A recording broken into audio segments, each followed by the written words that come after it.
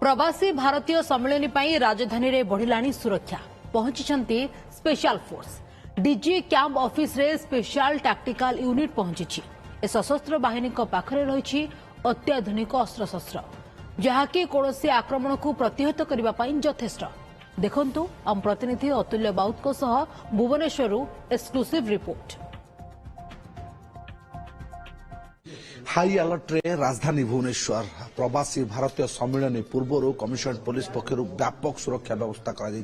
भुवनेश्वर को जगी रहिबे गुइंदा विभाग स्पेशल फोर्सेस और ये देखुं बर्तमान स्पेशल टैक्टिकल यूनिट एसटीयू टीम बर्तमान पुलिस डीजी अर्थात महानिर्देशक चैम्बर में पहुंचती कमिशनरेट पुलिस सुरक्षा व्यवस्था सहित डीजी कैंप ऑफिस बुले और राजधानी तमाम जो गुरुत्वपूर्ण स्थान रही तार दायित्व रही सुरक्षा दायित्व रही स्पेशल टैक्टिकल यूनिट अत्याधुनिक बंधुक हाथ रही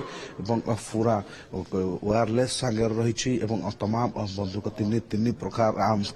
रे माने सशस्त्र रही जितेबाला प्रति प्रतिकूल परिस्थिति रे माने जिते सामना करें जदिओ किसी बड़ धरणर आक्रमण हुए बड़ धरण अघटन घटे से